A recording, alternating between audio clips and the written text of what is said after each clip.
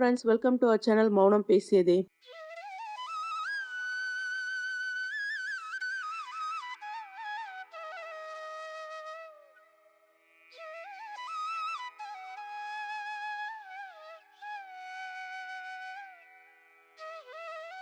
ஃப்ரெஷ்ஷாக ஹெல்த்தியாக நம்ம குழந்தைங்களுக்கு வீட்டிலேயே ஒரு ஜாம் பண்ணி தரலாம் வாங்க. ஏற்கனவே நான் கிரேப்ஸ் தோட்டத்துக்கு போன வீடியோலாம் அப்லோட் பண்ணியிருக்கேங்க. மேலே கார்டில் கொடுக்குறேன், செக் பண்ணி பாருங்க. நம்ம கிரேப்ஸ் தோட்டத்தில் ஃப்ரெஷ்ஷாக கிரேப்ஸ் வாங்கிட்டு வந்தோம்ல, அந்த கிரேப்ஸை வச்சு தாங்க நீ குழந்தைங்களுக்கு ஜாம் பண்ணுறோம். இப்போலாம் வெறும் மூணே பொருளை வச்சு ஈஸியாக பண்ணக்கூடிய இந்த ஜாமை நாமளும் வீட்டிலேயே செஞ்சு குழந்தைங்களுக்கு கொடுப்போங்க. நான் இன்னைக்கு 5 கேஜி பாக்ஸ் வாங்கிட்டு வந்திருந்தேங்க. அதில் ஒரு 3 கேஜி மட்டும் நம்ம ஜாம் பண்ண எடுத்துக்கலாம். ஃபர்ஸ்ட்டு நம்ம எடுத்த கிரேப்ஸ் எல்லாம் வந்து பார்த்தீங்கன்னா, நல்லா தண்ணியில் அலசிக்கலாங்க. சுத்தம் பண்ணி வச்சிருக்க கிரேப்ஸை மிக்சியில் அடித்து சாறு எடுத்துக்கோங்க. இந்த சாறில் வந்து பார்த்தீங்கன்னா, வேறு எதுவுமே கலக்க வேண்டாம். இதில் வந்து ஆர்டிஃபிஷியலாக நம்ம கலர் எதுவும் சேர்க்க வேண்டாங்க. அந்த கிரேப்ஸோட கலரே போதுமானதாக இருக்கும். நம்ம ஜாம் பண்ணுறதுக்கு ஃப்ரெஷ்ஷாக திராட்சையெல்லாம் எடுத்துடலாங்க. அதில் தண்ணி சேர்க்காம அப்படியே ஜூஸ் ஆக்கி இது போல் வந்து பார்த்தீங்கன்னா, நல்லா அகலமான பாத்திரத்தில் ஸ்டவ் ஆன் பண்ணி வச்சுட்டு ஃப்ளேம் வந்து ஹை ஃப்ளேமில் இருக்கட்டுங்க. ஒன்றும் ப்ராப்ளம் இல்லை. அப்படியே கொஞ்சம் கொஞ்சமாக அப்படியே கிளறி விட்டுட்டே இருங்க.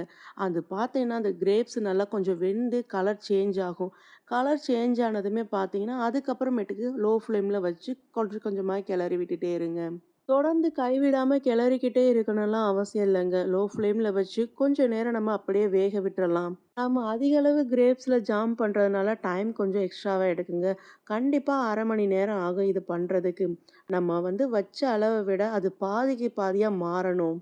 போல் பாதிக்கு பாதியாக ஆனதுமே கொஞ்சம் வந்து திக்காக மாறிடுங்க. அந்த டைமில் வந்து பார்த்தீங்கன்னா, எடுத்து வச்சிருக்க வெள்ளை சர்க்கரையை சேர்த்துக்கலாம். 3 கிலோ திராட்சை எடுத்ததுனால பார்த்தீங்கன்னா, 1 கிலோவுக்கு 100 கிராம் சொல்லி 300 கிராம் வெள்ளை சர்க்கரை எடுத்திருக்கேங்க.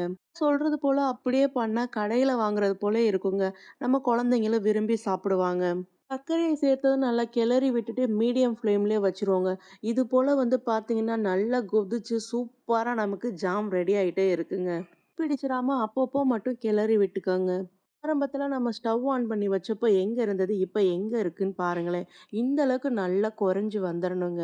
அப்பதான் நமக்கு கடையில இருக்க ஜாம் மாதிரியே பர்ஃபெக்ட்டா வரும். இந்த ஸ்டேஜ்ல வந்து பாத்தீங்கன்னா, ஒரு ஸ்பூன் வர அளவுக்கு எலுமிச்சை சாறு சேர்த்துக்கங்க.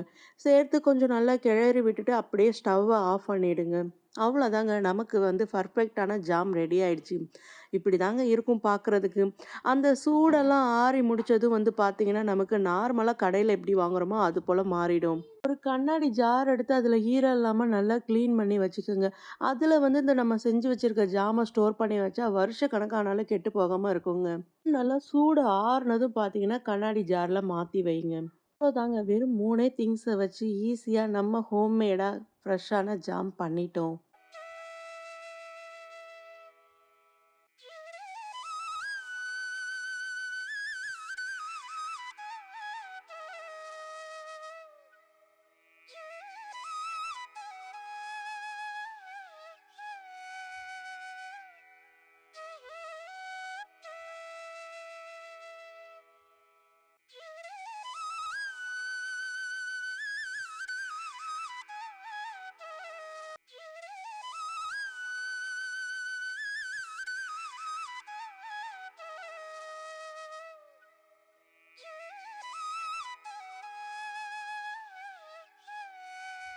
வீடியோல எதுவும் டவுட்ஸ் இருந்தா கமெண்ட்ஸ்ல கேளுங்க, ரிப்ளை பண்றேன். இல்லன்னா நம்ம சேனல் வாட்ஸ்அப் நம்பருக்கு வாட்ஸ்அப் பண்ணுங்க, ரிப்ளை பண்றேன்.